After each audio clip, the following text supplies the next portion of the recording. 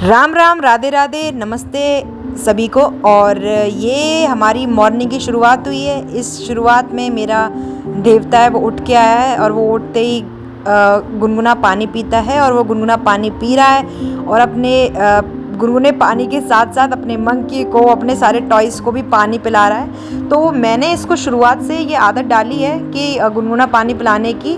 तो ये बहुत अच्छी आदत है बच्चों के लिए, क्योंकि सुबह उठते ही खाली पेट अगर आप गुनगुना पानी पीते हैं तो वो आपके डाइजेशन को बहुत अच्छा करता है। अच्छे से आप फ्रेश हो पाते हैं, पूरा पेट आपका बहुत क्लियर हो जाता है, कॉन्स्टिपेशन, गैस की प्रॉब्लम नहीं रहती है।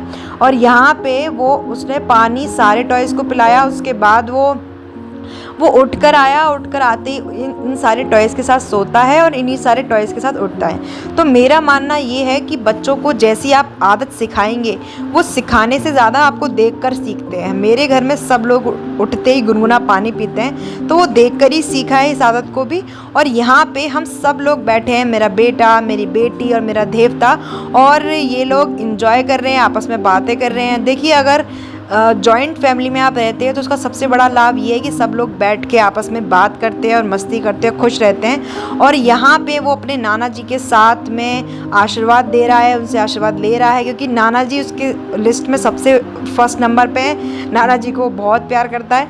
तो यहाँ पे वो उसके आशीर्वाद ले रहे थे तो उसे एक चोट दिखी और बोलता है, नाना जी चोट। फिर उसको अच्छे से प्यारी करता है कि वो चोट सही हो जाए जिससे। और यही देखो अटैचमेंट होता है, एक बच्चे को सिखाते हैं ना हम लोग, वो यही चीज़ होती है। फिर हम लोग गए मार्केट, थोड़ा काम था उससे, वहाँ मेरा बेटा और मेरा देवता, हम सब लोग गए। एंड यहाँ पे हम लोग वापस आ गए थे। तो मेरी बेटी हमेशा उसको टाइम देती है बच्चे को, और सबसे बड़ा आजकल इन्वेस्टमेंट जो है वो अपने बच्चों के ऊपर है।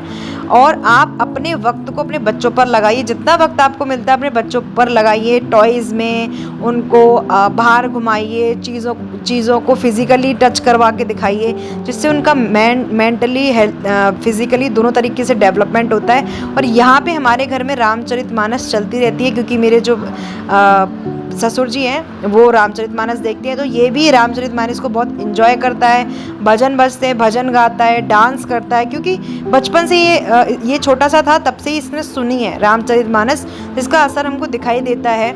और ये बात बिल्कुल सही है कि जब गर्भधारण होता है एक महिला का, तो उस टाइम जो महिला करती है वो बच्चे पे पूरा पूरा असर होता है, और जो उसके सामने होता है उस सब का बहुत असर होता है।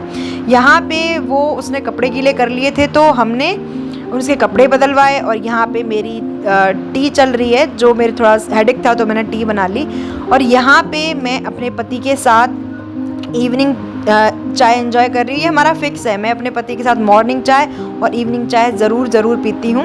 और यहाँ पे मैं खाने की तैयारी कर रही हूँ, क्योंकि खाना हमारे यहाँ जल्दी बनता है, 7 साढ़े 7 बजे बन जाता है। तो आज मैंने लौकी की सब्ज़ी बनाई है, और हमारे यहाँ जो सब्ज़ी बनती है बहुत सिंपल बनती है। तो उससे पहले मैंने कुछ बर्तन धो दिए थे, बर्तन धोने के बाद मैंने उनको पोंछ के स्टैंड में लगा दिया है। और हमारा ये मेरा रूटीन है। मुझे कपड़े, जैसे बर्तन से जो पानी टपक रहा होता है वो मुझे नहीं अच्छा लगता, तो फिर मैं क्या करती हूँ, उनको धो के पोंछ के स्टैंड में लगा देती हूँ, जिससे काफ़ी अच्छा लगता है देखने में भी।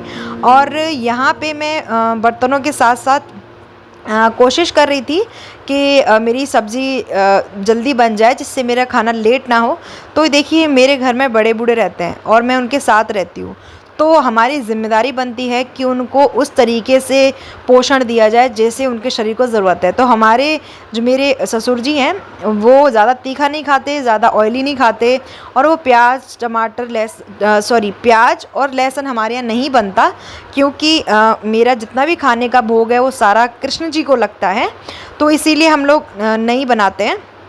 और यहाँ पे मैं सब्ज़ी की तैयारी कर रही हूँ, और मेरी यहाँ जो सब्ज़ी है वो बहुत सिंपल सोबर तरीके से बनती है। और जस्ट सिर्फ ऑयल के बाद ज़ीरा के बाद टमाटर, एंड टमाटर के बाद मैं अपनी सब्ज़ी डाल देती हूँ, क्योंकि अगर हम अपने स्वाद के लिए भगवान को भूल जाएंगे तो ऐसा मुझे लगता है सही नहीं है।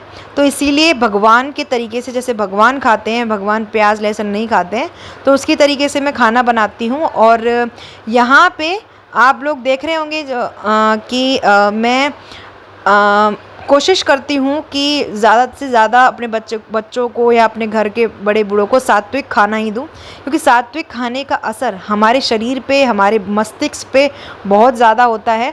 क्योंकि जो प्याज लहसुन है वो तामसिक भोजन होते हैं, जिससे गुस्सा आना और काफ़ी नेगेटिव एनर्जीज़ हमारे अंदर आने लगती हैं। तो यहाँ पर मैंने सब्ज़ी छोंक दी थी।